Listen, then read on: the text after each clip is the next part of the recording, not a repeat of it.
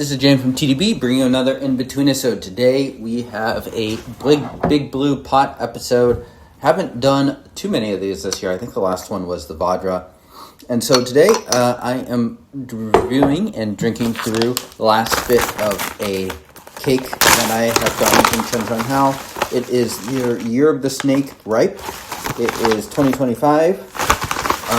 So you can see I have just a little bit left. This is probably a day and a half worth or so more or less through the cake. So I am going on a trip tomorrow, but I will finish this undoubtedly as soon as I am back. And so, yeah, just wanted to drink this on the camera and just quickly review it. So Chensheng Hao is a brand. They're definitely kind of more of they're a known brand. They position themselves as being a little fancier than perhaps your average factory Pu'erh like Shaguan or Dai. And they are focused very much on kind of some of the certain areas. So, for instance, Albanjong, obviously, something like Naka. They also have a line of Iwu teas.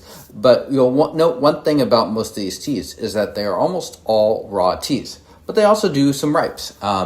They do a Albanjong ripe. I personally wasn't the hugest fan of that. Denny actually got some good sessions out of that. So your mileage might vary a little bit. But this, I think, is more of their kind of standard daily intended ripe. And because they are positioned a little bit as a fancier brand, it is a little bit more expensive than kind of the baseline dye products in comparison. Not really a big problem, and this product really isn't that expensive. It's about $50 straight from them. But it's also part of the Zodiac series, so those of you unfamiliar with the Chinese Zodiac calendar, rotates through different animals. So in this case, it is the Year of the Snake, so from 2025. All right, so yeah, let's get into this. As those have been watching a lot of Inbetweenisodes in the past know, these Big Blue Pot episodes are ones where I drink ripe very casually.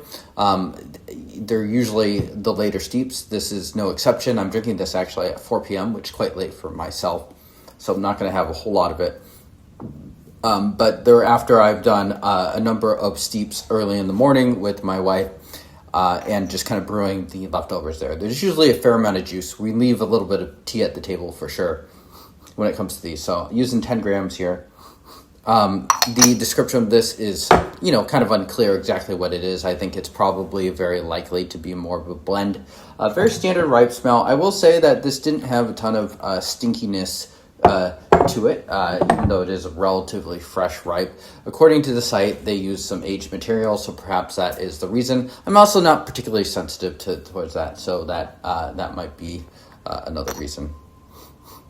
So unlike something like the Albanjong ripe, which is very expensive, so it's like $2 a gram, something like that, this one is inexpensive. So I would expect this to kind of follow the baseline of a ripe tea. Cheers.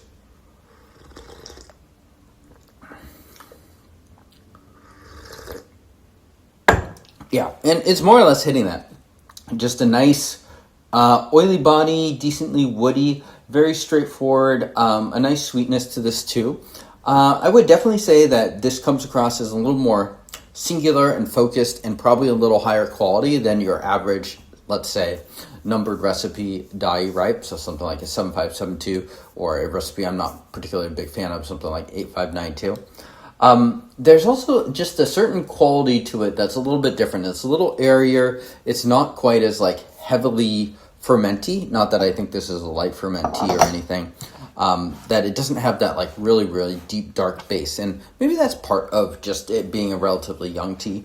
I'd say kind of a lot of these Chensheng Hao teas come across as very clean, and very focused in their profile rather than kind of having a more of a widely blended one. And I think perhaps that is the difference between something like their operation and something like Dai, where Dai has a relatively wide blend. Not necessarily saying one is better than the other, just that there is kind of a difference in the house styles there, which Dai tea is just very, very blended. Smooth, easy to drink. It's not as fully soft as we would expect all ripe to be, so maybe this is kind of more of a medium ferment sort of thing. But yeah, I don't have too much more to say about this. I would say this is A good but not great quality ripe tea. I don't think this stands out as being the most premium or must buy. I think it is probably better than kind of your average dai numbered recipes. Is it as good as something like Vadra? I'm not too sure. I probably honestly pick Vadra over this, although it's not. It could very well be kind of an apples and oranges sort of discussion. So that concludes this in between. So thanks for tuning in. Let me know if you've tried this ripe tea. Let me know if you've tried Chensheng Hao ripe tubes. I'm always curious to hear, and I do find it nice that we do have access, direct access to kind of some product that is mostly marketed towards more Chinese audience with Chensheng Hao. So thank you all for tuning in. I will see y'all next time. Cheers.